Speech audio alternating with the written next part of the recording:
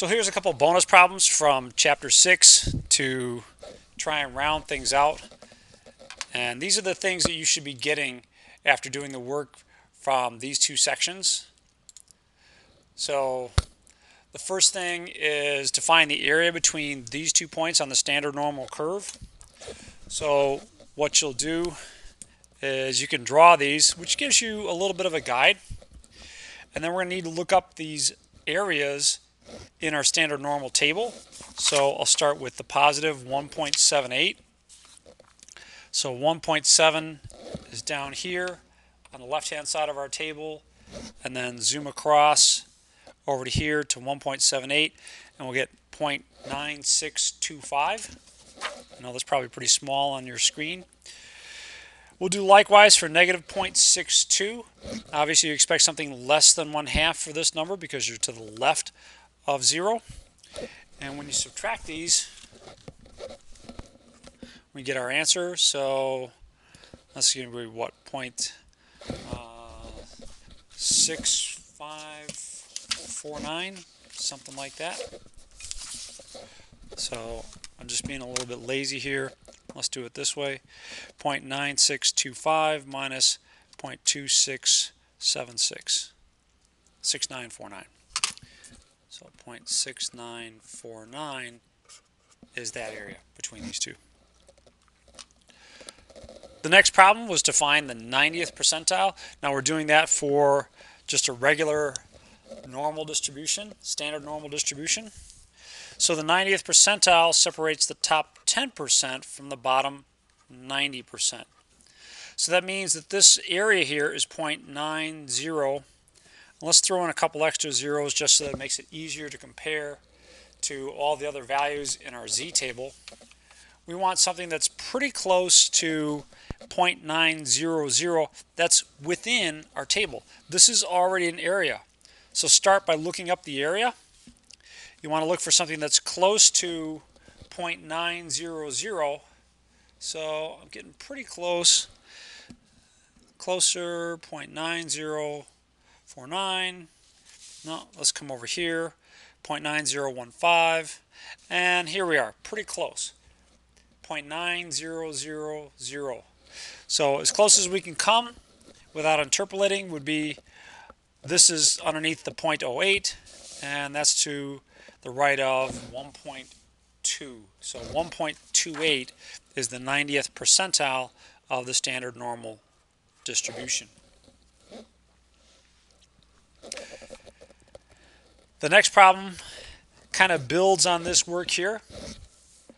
We're trying to find the point on the standard normal curve with a mean of 100 and a standard deviation of 15 that separates the bottom 98% from the top 2%. So this is problem number 20 in section 6.3, if you wanted to look at it there. We're going to eventually use this formula here where x equals mu plus z times sigma. Now mu and sigma are given by the problem. That's your 115 for your mean and standard deviation respectively. What we need to figure out is what is this point on the standard normal curve that separates the top 2% from the bottom 98%. So there's a lot of real estate over here that's to the left of this point.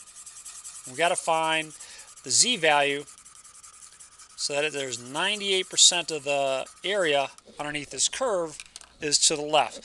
So 0.98, and again we'll add in a couple extra zeros just to make this easier to compare. So 0.98,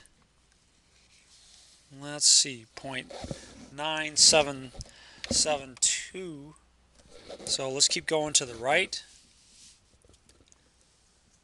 And somewhere between these two, 0.9798 and 0.9803, it's actually closer to this one. So we'll go with 2.05 as that point that separates the bottom 98% from the upper 2%. 2.05. We can now use that in our formula here.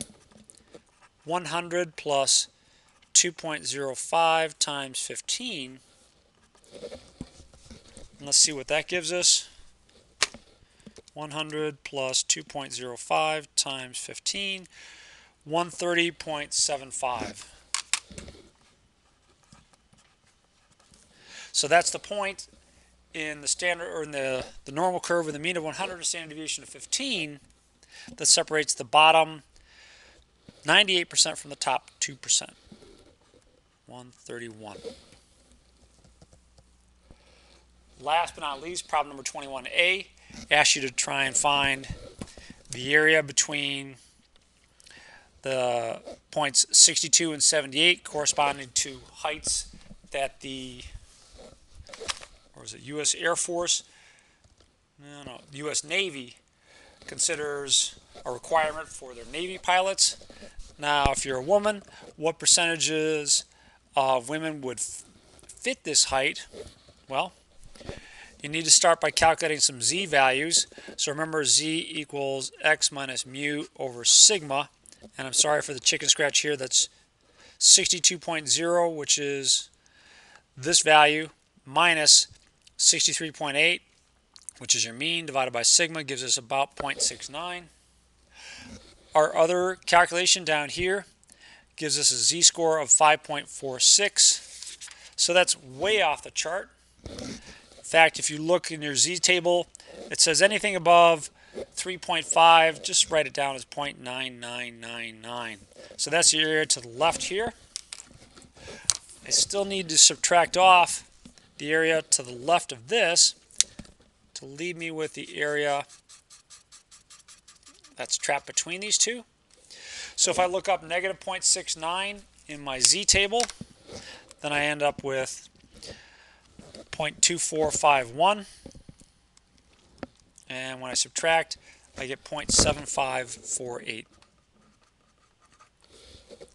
So that would be your final answer, or basically about 75.48% of women would meet this requirement.